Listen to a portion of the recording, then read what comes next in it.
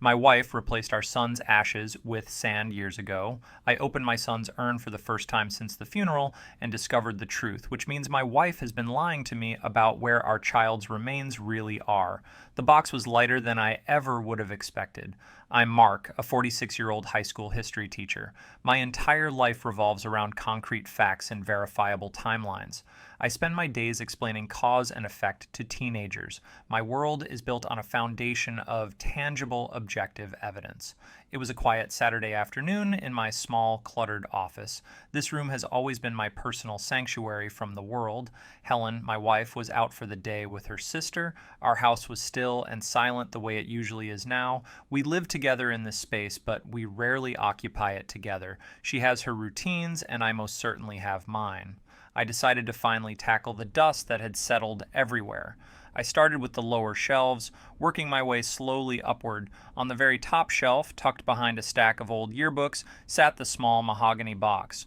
We hadn't spoken our son's name, Leo, in at least a year. He would have been 15 this year, a sophomore in my own school. I thought about him every single day without fail. The box held his ashes, or so I had always believed. I carefully brought it down, my hands surprisingly steady. The wood was smooth and cool against my fingertips. I ran my thumb over the simple, unadorned lid. We chose it together because it looked peaceful and unassuming. It was supposed to be the final, quiet home for our boy. A wave of grief, familiar and unwelcome, washed over me. I decided then to open it for the very first time. I always assumed it was sealed shut by the funeral home, but the lid lifted off with no resistance at all. There was a gentle, almost imperceptible whoosh of air. Inside, a small, faded velvet pouch was tucked neatly. My heart was pounding in my chest for some reason. I carefully untied the thin drawstring with fumbling fingers. I tilted the pouch over my palm, expecting gray, gritty ash. What trickled out was not ash at all. It was just fine, pale, ordinary beach sand. I poured the sand back into the velvet pouch. My movements were slow and methodical, like a museum curator handling a fragile artifact. I placed the pouch back inside the mahogany box. I closed the lid and returned it to the highest shelf. It sat there, looking exactly as it had for the past 7 years. I went downstairs and waited for Helen to come home. Our life had become a carefully managed museum of a marriage. We existed in quiet routines that kept us from colliding. I would leave for work before she had her first coffee. She would be reading in bed when I got home late. We ate dinner together at precisely 6:30 every evening. The television filled the silence between us with meaningless noise. We never talked about anything important, especially not about Leo. Her grief had sealed his name inside a tomb of silence. I once tried to bring up a happy memory of him. The look she gave me was not one of sorrow. It was a look of pure, unadulterated anger. I never made that same mistake again. I told myself she was just protecting her fragile heart. I convinced myself this cold, silent truce was the only way to survive. She had this yearly ritual of going to the coast alone. She always went to the same small, forgotten beach town. She said the ocean air helped her to breathe again. I always encouraged her to go, thinking it was her therapy. I saw it as a brave act of self-preservation. Now I see those trips in a horrifying new light. I remember her fierce insistence that the box remain in my office. She said she couldn't stand to look at it every day. Her logic seemed perfectly sound to my grieving mind. It was easier to accept her reasons than to question them. Her sister would often look at me with such pity. I always thought it was because of our shared loss. Now I wonder what she was really pitying me for. Helen finally came home, her cheeks flushed from the cold. She smiled and asked how my quiet day at home was. It was the same smile she gave me every single day, but this time it looked like a carefully constructed mask. I decided to ask her about the coast this year. The question felt heavy and dangerous in my mouth. We were cleaning up after another silent, forgettable dinner. She was rinsing plates while I was wiping down the counter. I asked if she had booked her usual little cottage yet. I tried to make my voice sound casual and unconcerned. It was a question I had never really asked before. I normally just accepted her trips as a given fact. She froze for a moment, her back still turned to me. Her hands stopped moving beneath the running water. The clatter of silverware in the sink suddenly went silent. I saw her shoulders tense up under her thin sweater. She then turned around to face me very slowly. Her expression was not one of surprise or simple confusion. It was a cold, defensive glare I had not seen in years. She wanted to know why I was suddenly so interested. Her voice was sharp and brittle, like ice cracking under pressure. I told her I was just curious, maybe I would go with her. The lie came out of my mouth before I could stop it. The very idea of it was absurd to both of us. Her face twisted into a sneer of disbelief and contempt. She told me that it was her place, not mine. She said I had no right to even ask about it. The sheer venom in her tone was truly shocking. It was a level of hostility that felt completely unwarranted. This was not the reaction of a grieving widow. This was the fierce, panicked reaction of a cornered animal. My own control started to slip away from me. I felt a surge of anger that was hot and unfamiliar. I began to doubt everything I thought I knew about her. I even started to doubt my own memory of things. Maybe I was the one who was truly losing his mind. She turned back to the sink, her movements sharp and angry. The conversation was over before it had even truly begun. She had slammed a door in my face, and now I knew she was hiding something behind it. The next morning I tried to fix the damage I had caused. I found Helen in the kitchen, staring out the window. She was holding her coffee cup with both hands. I apologized for my questions and for upsetting her peace. I told her I had been feeling lost lately. I blamed my behavior on stress from my teaching job. I said anything to fill the awful, suffocating silence. She did not turn around to look at me. She just nodded her head almost imperceptibly. She accepted my apology without a single word of comfort. Her silence was a form of punishment in itself. It made me feel foolish and incredibly guilty. I spent the rest of the day in a fog of confusion. I started to believe that I was the actual problem. My grief was clearly making me paranoid and suspicious. I was projecting my own pain and misery onto her. Later that afternoon, I decided to call her sister, Sarah. I thought maybe she could offer me some useful advice. I explained that Helen and I had a small disagreement. I was careful not to mention the box or the sand. I just said I was worried about Helen's state of mind. Sarah listened patiently without interrupting my story. Then she told me I was being incredibly selfish. She said I could never understand a mother's profound grief. She explained that Helen's beach trips were her sacred ritual. She told me I needed to give her more space. Her words were calm and reasonable, but they felt like poison. She was subtly painting me as the villain of the story. I got off the phone feeling worse than I did before. I felt ashamed for doubting my wife for even a moment. I resolved to forget what I saw inside the box. I would go back to our quiet and peaceful truce. That night, I watched Helen as she slept beside me. Her face looked so peaceful in the pale moonlight, but for the first time, she looked like a complete stranger, a quiet woman who was harboring an impossible secret. I spent the next few weeks trying to be a better husband. I bought her flowers and suggested we go out for dinner. I was playing the part of a man who was not haunted. I was actively trying to erase the memory of the sand. Helen accepted my gestures with a quiet, distant politeness. Nothing had really changed between us at all. The truth, however, has a way of finding you. Our dishwasher broke down unexpectedly last Tuesday. I needed the receipt to check if it was still under warranty. I went down to the basement to search through our old files. I found a box of financial records from 7 years ago. I started sifting through piles of old, faded papers. That is when I saw the credit card statement from that July. It was from the month right after we had lost Leo. My eyes scanned the list of charges from that terrible time. Most of it was just groceries and other mindless expenses. But one charge near the bottom made my blood run cold. It was a single payment for over $5,000. The company was listed as Elysian Reef Memorials. I had absolutely no memory of this transaction. I sat there on the cold concrete floor of the basement. I pulled out my phone and typed the name into a search engine. The company's website loaded in just a few seconds. They specialized in creating artificial memorial reefs. They would infuse a loved one's ashes into a concrete monument. Then they would place it on the ocean floor for eternity. My hands started shaking as I continued to read more. Their primary reef installation was located off the coast. It was near a small town called Port Isabel. This was the exact same town that Helen visited every year. The denial I had carefully constructed was completely shattered.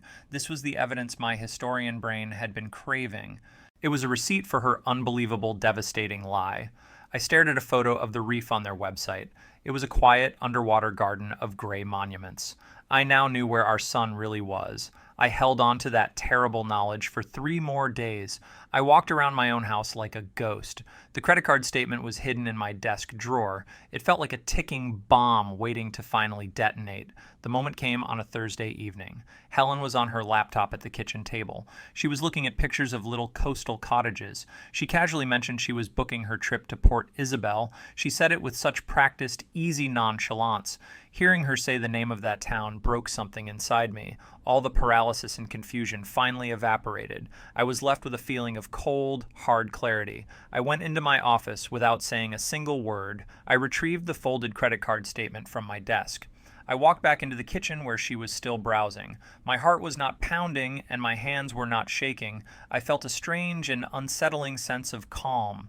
I unfolded the paper and placed it on the table. It landed directly beside her laptop. She looked down at it with a flicker of annoyance. Her eyes scanned the page, her expression slowly changing. I saw the moment that she finally recognized the charge. A wave of panic washed over her carefully composed face. She looked up at me, her mouth slightly parted. She tried to form words, but no sounds came out. I did not yell or raise my voice. I simply asked her why she decided to lie to me. The question hung in the air between us. It was the only question that truly mattered anymore. She stared at me for a long time. The mask of the grieving wife was completely gone. She was someone I did not recognize at all. Then she told me it was her decision to make. She said he was her son, and she chose his resting place. There was no apology or regret in her voice. There was only a cold and defiant finality. The war between us had finally been declared. The silence that followed her confession was the worst I have ever known. It was not an empty silence, but a heavy, suffocating presence. We did not speak for the rest of that night. We slept in the same bed, separated by a chasm of her deceit. The next morning, I watched her pack a small suitcase. She was not canceling her trip to the coast. She was still going to visit our son's secret grave. Her movements were calm and deliberate, without any hesitation. This was not an act of grief. It was an act of defiance. She was showing me that my discovery had changed absolutely nothing. Her loyalty was to a memory, not to our marriage. Her secret life was more important than our shared one. I was nothing more than an obstacle in her private world. My world had shrunk to the 4 walls of that house. I felt a profound and complete sense of isolation. Who could I possibly tell this unbelievable story to? My friends would never be able to understand the situation. My own family lived 1,000 miles away from us. I received a text message from her sister, Sarah, that afternoon. It was a single, brutally efficient sentence. It told me to leave Helen alone right now. It confirmed that she had known the secret all along. She was not a neutral party, but an active co-conspirator. The two of them were completely united against me. I was officially the enemy in my own home. I watched from the window as Helen loaded her car. She did not look back at the house even once. She drove away, leaving me alone with the ruins of our life. The quiet house felt like a tomb, and I was buried alive in it. The foundation of my entire world was irrevocably gone. I was just a man in a house full of lies. I stood in the silent house for a very long time. The shock had finally worn off, replaced by a cold, hard rage. I was no longer interested in understanding her reasons. I did not care about her private, selfish grief anymore. My search for answers or peace was officially over. I was only interested in taking back some small piece of control. I went upstairs to my office and took down the mahogany box. I carried it out to the garage and placed it on the concrete floor. I took a heavy sledgehammer from the tool rack on the wall. The wood splintered on the first swing. I kept hitting it again and again. I reduced the box to a pile of unrecognizable shards. The velvet pouch and its handful of sand were obliterated. It was the physical manifestation of her 7-year lie. I swept the debris into a dustpan and threw it in the trash. Then I went back inside and found the company's website again. I found their contact number and called them. A pleasant-sounding woman answered the phone. I explained to her that I was Leo's father. I told her the memorial was arranged without my knowledge. I used a calm and steady voice, the voice of a rational man. I was not asking for permission or offering an explanation. I was asserting my legal right as his surviving parent. I demanded the exact GPS coordinates of his memorial monument. The woman was hesitant at first, citing their privacy policy. I told her I was prepared to involve my lawyers. After a long and uncomfortable pause, she finally relented. She read me a string of numbers over the phone. I wrote them down carefully on a piece of paper. I had now taken possession of a piece of her secret. Her private sanctuary was no longer completely private. I wrote the string of numbers on a fresh piece of paper. I did not hesitate for a single moment. I packed a small bag with a few essential items. I got into my car and started driving south toward the coast. The drive was long and silent, lasting almost 6 hours. I did not listen to the radio or make any calls. I was completely and totally focused on my final destination. My actions were no longer driven by grief or by anger. They were now fueled by a cold and deliberate sense of purpose. I was fully committed to seeing this through to the end. There was no room left for doubt or for turning back. I arrived in the small town of Port Isabel late at night. The air was thick with the smell of salt and decay. I found a cheap motel on the edge of the town. The next morning I went down to the local marina. I found an old fisherman who was willing to take me out. He was a quiet man who did not ask any questions. I showed him the GPS coordinates that I had written down. He just nodded and told me the price for the trip. The water was gray and choppy as we left the harbor. After 20 minutes, he cut the engine. He told me we were at the exact location I wanted. I looked down at the dark, unforgiving surface of the water. I knew my son was somewhere down there beneath me. I reached into my coat pocket and pulled out a plastic sleeve. Inside was a laminated copy of Leo's birth certificate. I had listed myself as the informant on that document. It was a cold, hard, and undeniable fact. I dropped the document into the ocean. It hovered for a moment and then began to sink. It drifted down into the darkness, out of my sight. Now she would know that I had been there. Her most sacred secret was no longer hers alone. I waited in my motel room until the late afternoon. I knew she had a routine when she came to this town. There was a small coffee shop she always visited. I saw her car parked outside the small establishment. I walked in and saw her at a corner table. She was staring out the window, lost in her own thoughts. I did not go to her table to confront her. I walked directly to the counter to speak to the owner. He was a friendly-looking man with a kind face. I told him I was looking for my wife, Helen. I pointed her out, sitting by herself in the corner. I explained that she suffered from a powerful delusion. I told him our son had died 7 years ago. I said she created a fantasy to cope with her grief. I explained she believed his ashes were in the ocean. I told him about the thousands of dollars she spent. I spoke in a calm, concerned, and very rational voice. A few other customers in the shop started to listen. Helen finally turned and saw me standing there. Her face went completely pale with utter disbelief. I told the owner we buried our son in Ohio. I said I was just here to finally bring my poor wife home. The owner looked from me to her with deep sympathy. He saw a caring husband and a deeply troubled woman. Her secret world was shattered by public exposure. Her sacred sanctuary was now a scene of humiliation. She was trapped with absolutely nowhere left to run. I walked over to her table and held out my hand. I told her it was finally time for us to go. She looked at me with empty, defeated eyes. Her 7-year war was completely and totally over. She took my hand, and I led her out of the shop. This was not forgiveness, and this was not a reconciliation. It was simply the end of everything between us.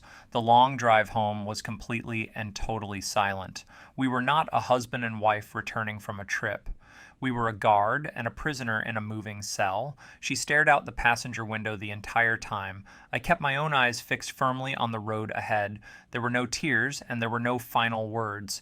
Everything that could possibly be said had already been said. We returned to a house that no longer felt like our home.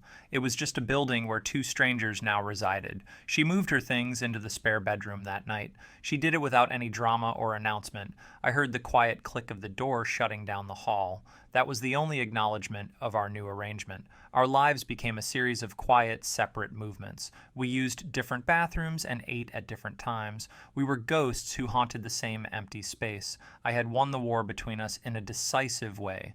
I had exposed her lie and dismantled her secret world. but my victory felt empty and utterly meaningless. It did not bring me peace or any sense of comfort. It did not bring our son back from the dead. All it did was leave me with an endless, echoing quiet. I sit in my office now most of the time. The top shelf, where the box used to be, is now empty. I destroyed the lie, but I was left with a void. I traded her carefully constructed fantasy for a brutal reality. The brutal truth is that nothing will ever fill that space again. My son is gone forever, and my wife is a stranger. All I am left with is the silence and the emptiness. There was no comfort to be found at the end. There was only the quiet and what was left of my life. If you enjoyed this video, support it with a like, subscribe to the channel, and leave a comment with your thoughts. Your reaction helps me create new stories.